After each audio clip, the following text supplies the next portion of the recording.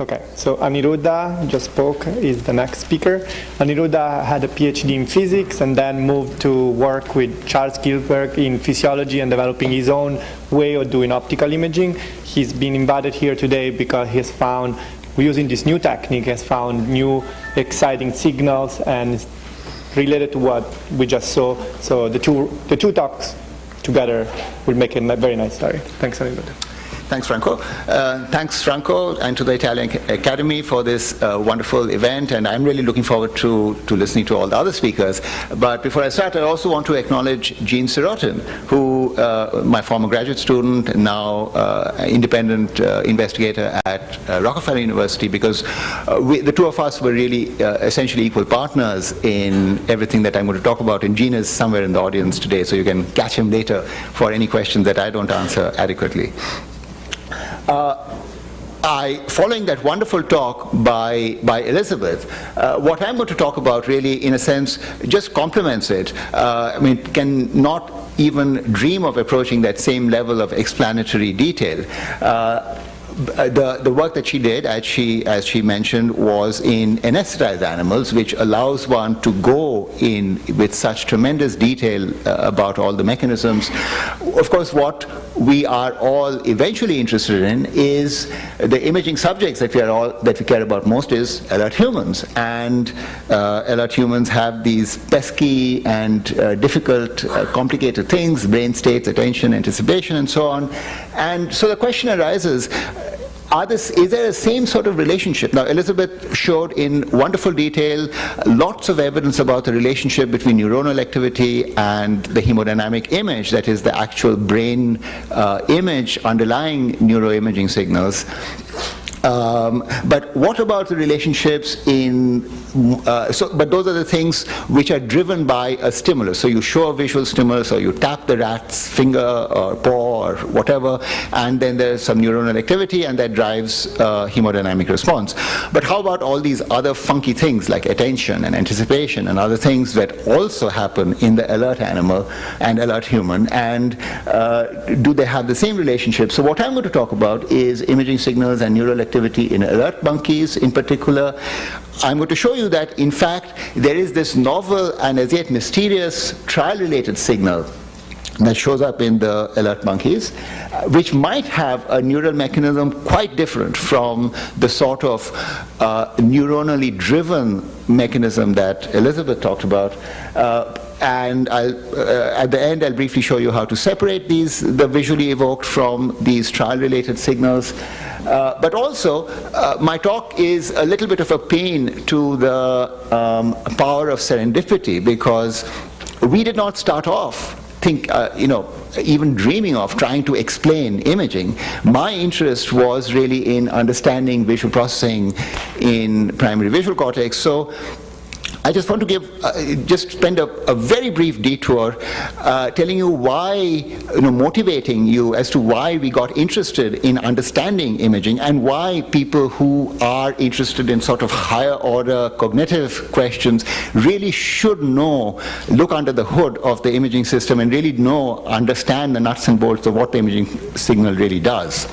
So, as most of you know, and here's a little detour, most of you know that neuronal signals from the retina go through an intermediate stage, lateral geniculate, to primary visual cortex. This is a somewhat fanciful rendition of the cortex of a human, the brain of a human.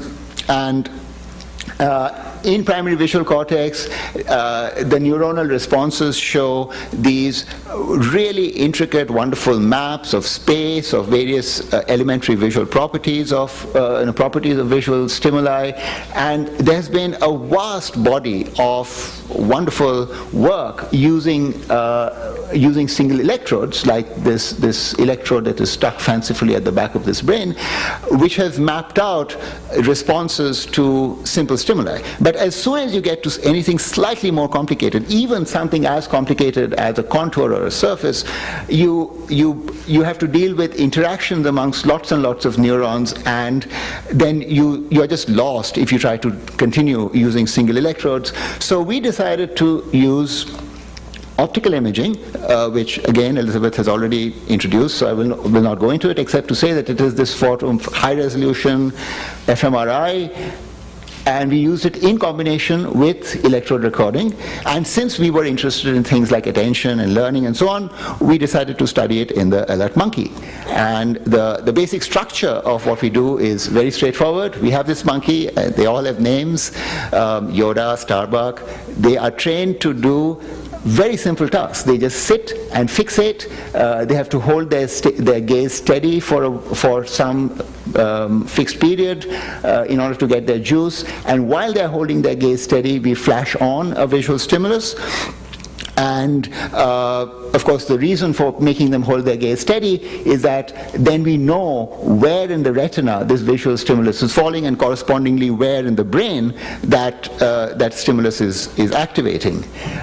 While the monkey is fixating and doing this task, we look down on his brain through a glass window, which we have earlier surgically implanted over the appropriate part of the brain, and we record simultaneously with the electrodes.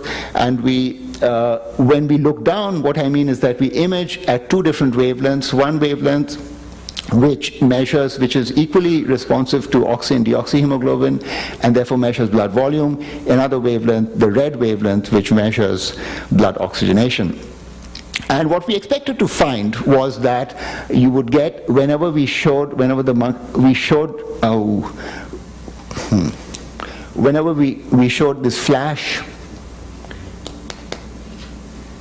this flash stimulus, you would get a response in a particular part of the animal's brain. Do we have another, Franco, do we have another of these?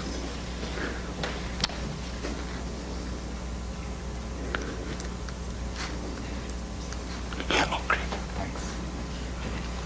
So, how does this work? The red button. Red button, okay. Oh, great, thanks. Elizabeth to the rescue once again. We expected that there would be a specific increase in blood volume in the appropriate part of the brain. As I mentioned, there's a very precise map of space. To our big surprise, we found that there was this huge anticipatory increase of blood volume even before we were stimulating. Now, an important thing to remember is that these monkeys were doing a very systematic periodic task. So he knew every time, he knew that, okay, today I'm going to sit here and stare at the screen every 15 seconds, and I'm going to keep staring every 15 seconds. So he knew that every 15 seconds something is going to come up. So, and then we found that even on trials with no stimulation, there was this anticipatory response. So there seemed to be some mysterious trial-related signal. And in order to study that further, well, after a lot of head scratching and after many months of thinking about it, we as Jean Sirotin and I came up with this task where the task is very simple. All the monkey does is he sits in this otherwise completely dark room, totally dark. We've papered over every possible source of light in the room.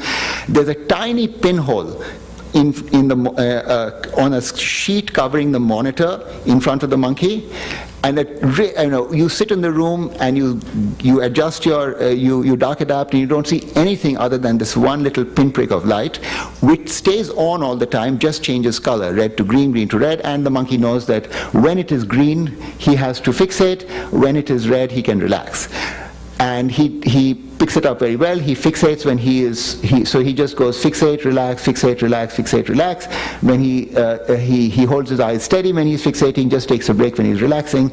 And when we look at the signal on his brain, you see this huge oscillation. This is in a part of the brain which is not even anywhere close to the representation of his fovea. So there's absolutely no light, no signal, no feed-forward signal reaching this part of the brain. We see this huge oscillation of the blood volume and this other signal, which is a mixture of volume and oxygenation. At the trial periodicity. A big question was, well, is there any local neural activity associated with that? And since we were recording with electrodes, we could actually answer that quite easily in the following way. So we had the monkey do the same task, fixate, relax, fixate, relax, fixate, relax, very boring. Half on alternate blocks, we would either have him do it in complete darkness, or we would flash on this bright visual stimulus.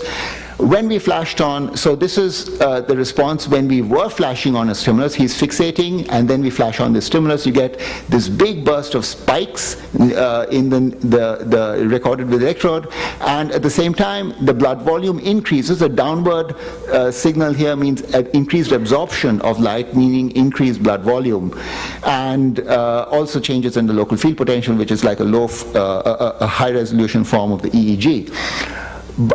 And I'll show you in a second that the spiking response predicts the blood volume response very well. By contrast, when in the blocks where he was doing the same task in complete darkness, there was essentially no spiking activity, even though you had a reasonable change in this blood volume signal. And this is to show that, if you take the visually stimulated responses, you record the spiking, and you can predict the measured blood volume very well. The thin blue line shows the predicted signal, the predicted blood volume. The green shows the measured blood volume signal, and you see that they match each other very well. By contrast, the spiking that we recorded when the monkey was doing this task in the dark could not predict anything at all. The prediction was this thin blue line. It had nothing at all. It would look nothing at all like the green measured hemodynamic response.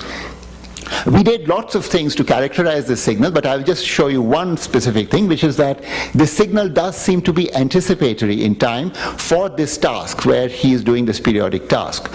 We gave him blocks of short trials, and just as he was getting into the short trials, we played a trick on him and gave him a block of long trials, and then just as he was getting into the long trials, we gave him the short trials again.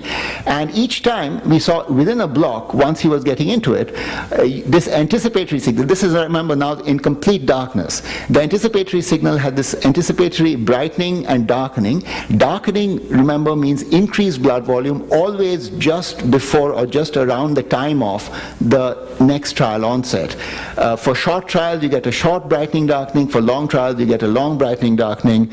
When we play a trick and switch on him, of course, he doesn't know that he is now doing a long trial. So he expects a short trial, and he has an anticipatory short darkening, meaning increased blood volume. What is even more interesting is that, well, he knows that today he has to do this stupid task where it is either an 8-second trial or a 20-second trial.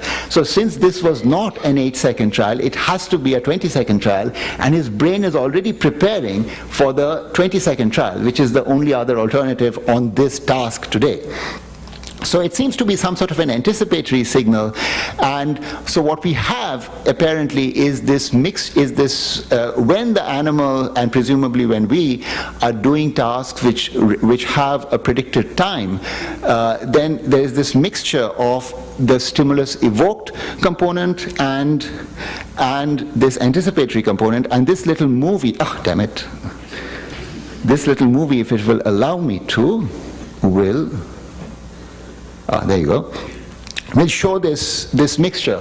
What I'm going to show you here is the full response to a small small bar of light, a quarter-degree bar of light, flashed on for 1 second.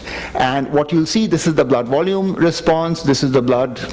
This is the sort of mixture of oxygenation and blood volume response. So don't pay attention to this side, because this side is more complicated to interpret. This side is pure blood volume. Darkening means increased blood volume, brightening means decreased blood volume. What you'll see is that following the flash of the bar looking down on the monkey's brain, you'll see this increased blood volume in the appropriate part, the retinotopically appropriate part of the brain, but you'll also see all of this other activity happening elsewhere outside. So here goes.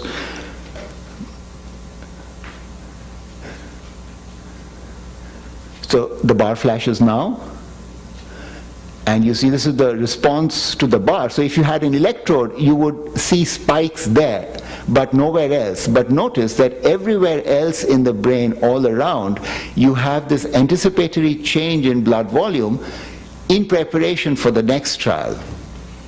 Even though if you stuck electrodes everywhere else in the brain, you would not see spiking activity in the same way that you would see spiking activity when you stuck an electrode in there.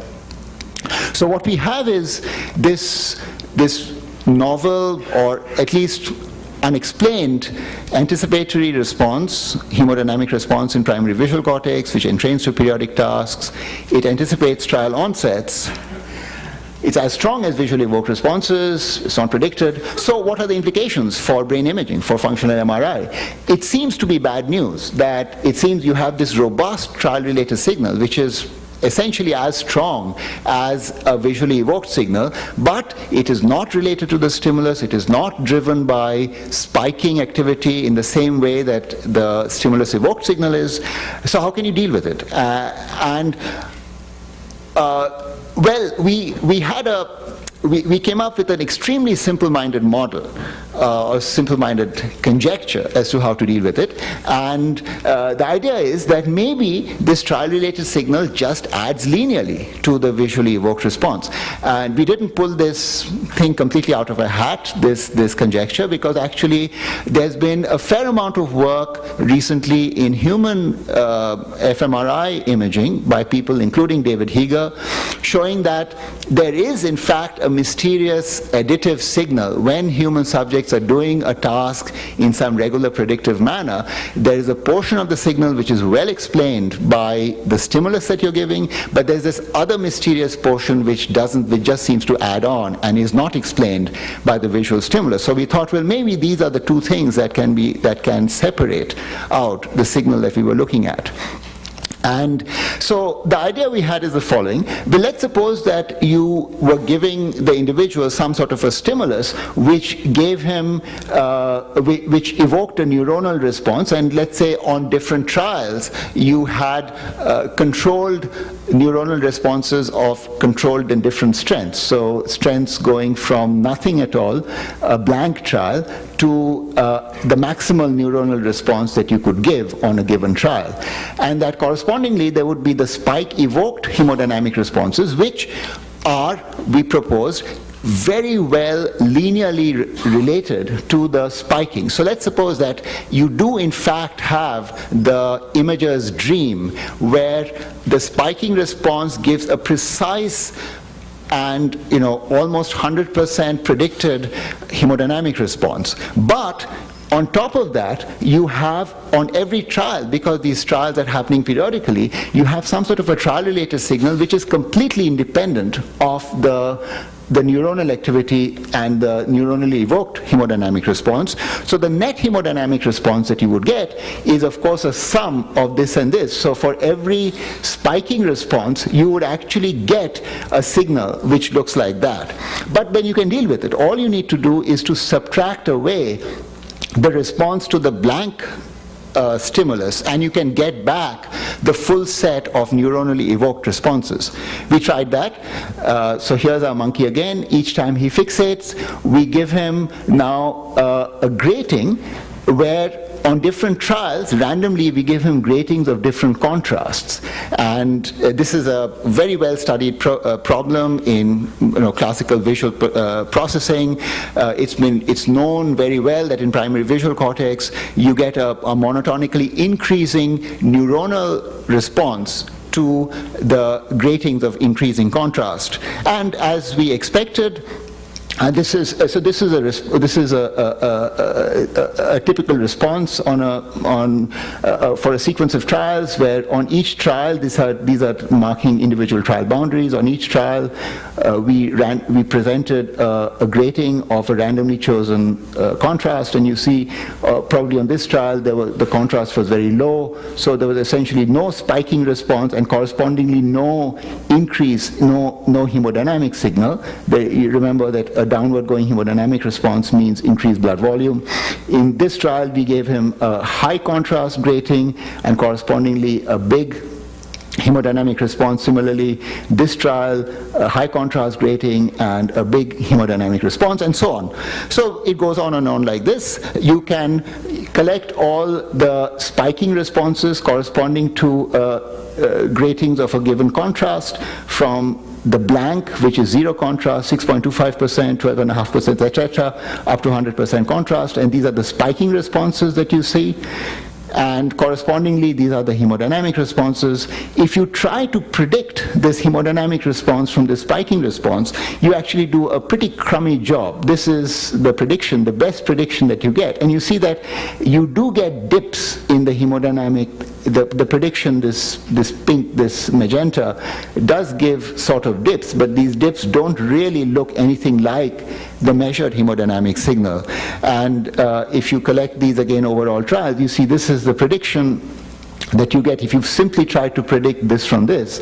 The best prediction that you can do is this, which looks very, sort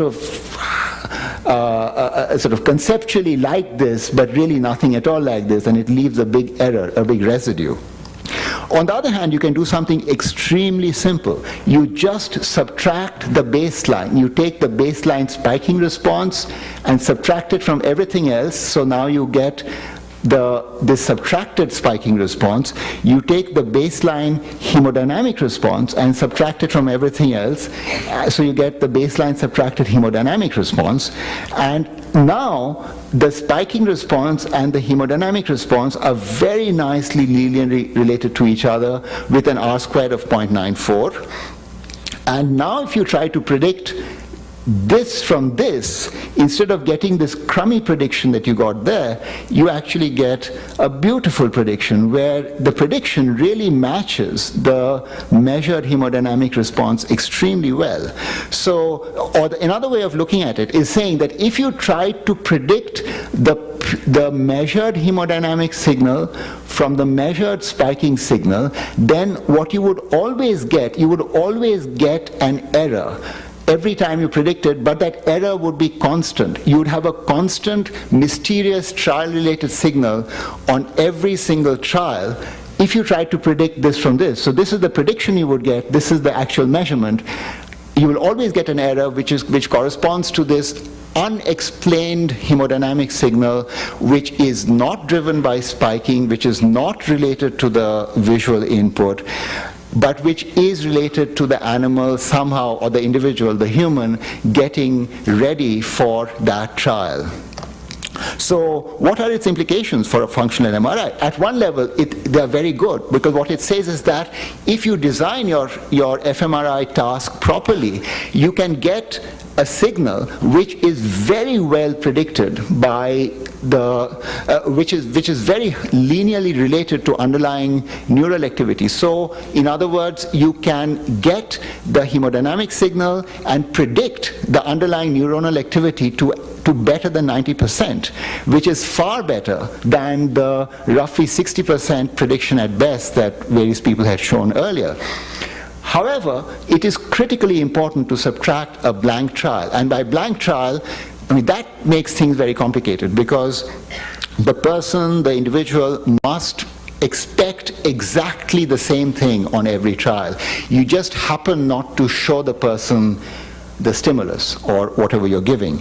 So you must design the experiment so that and when the stimuli that you're presenting have some emotional content, then of course things become very tricky, because how do you have a blank trial which has the same emotional content as a stimulated trial and yet not show a stimulus? So but you somehow have to think of developing a blank trial which subtracts away this whole anticipatory business, and then you have a beautiful linear prediction, a linear relationship between the hemodynamic signal and spiking. So, to conclude, we recorded using imaging and electrodes in alert monkeys. We found this as yet mysterious trial-related signal, which is independent of stimulation, local spiking, but is essentially as strong as the visually driven signal. So in alert subjects, what it says is that all imaging signals are not equal. You sitting outside this magnet, in the fMRI machine, all you see is an imaging signal, but that imaging signal covers lots of sins, because you unwrap it and then you find that there are actually different components which can have very different underlying neuronal driving mechanisms. And blank trials can come to the rescue, but you need to think through the imaging design in a way which really brings out an appropriate correction for an appropriate blank trial. Thank you. And here are the people who did the work. This is Jean, who is here. This is a wonderful technician I had, Carl Koronek. The two of them basically set up the lab, and various other people in the group. And a number of my current lab members, Mariana, Justine, and some other members who are not here, not shown in these images, should be in the audience. So please feel free to badger us later. Thanks.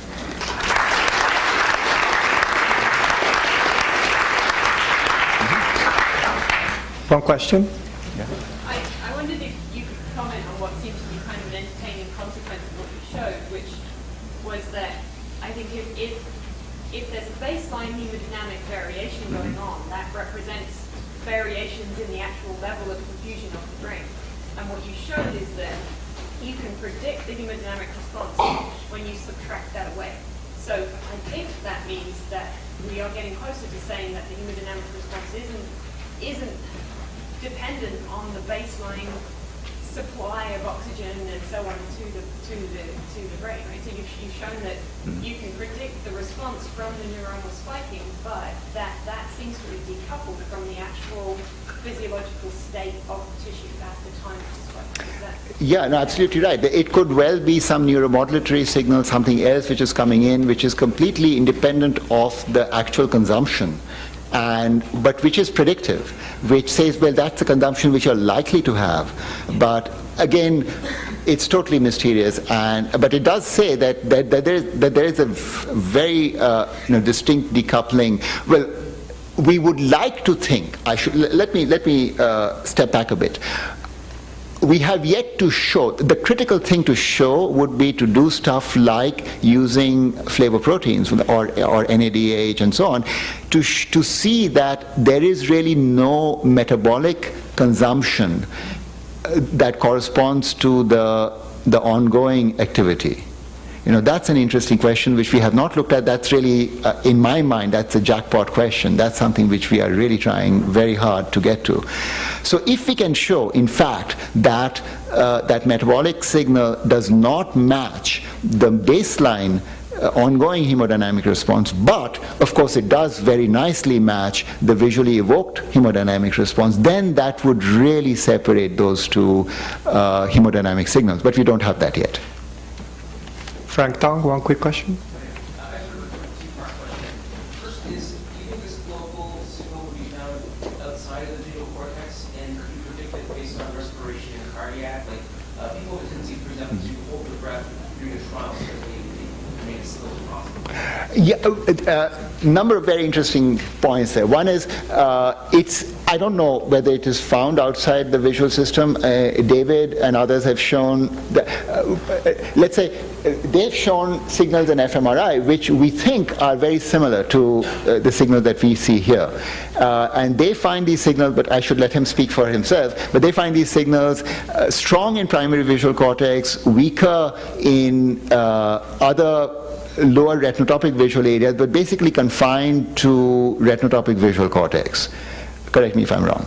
Throughout the retinotopic visual cortex, yeah. in our measurements. Right, a sort of uniform, yeah. Not everything's in white line. Yeah, right. As far as breathing and so, there is a very interesting correlation, but I think so when you look at the changes in heart rate, you can predict the signal very nicely. However, it is not causal. I think what it shows is that there is a common neuromodulatory signal which might be both driving the heart rate changes and driving this signal change in primary visual cortex. The reason I say that is that we did control experiments where we had the monkey do an auditory task, a periodic auditory task, where he had to do a very similar auditory discrimination.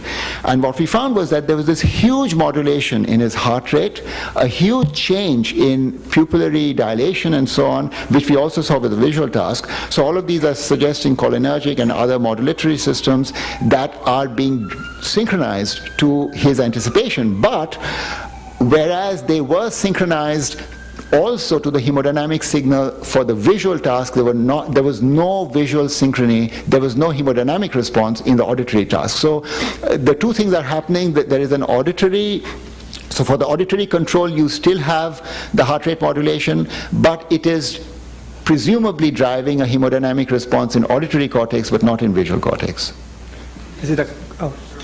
Comment and a question. In fMRI, although we don't necessarily subtract the baseline image, usually let's say there are two conditions, you're expecting something visually, there's a central sequence, so it doesn't quite subtract the blank image, it's sort of like they're always trained to an expectation, but it's the difference between two conditions, so Right. No, that would completely do away, I mean, that would correct for the anticipatory signal quite precisely, because that would get rid of any common anticipatory component.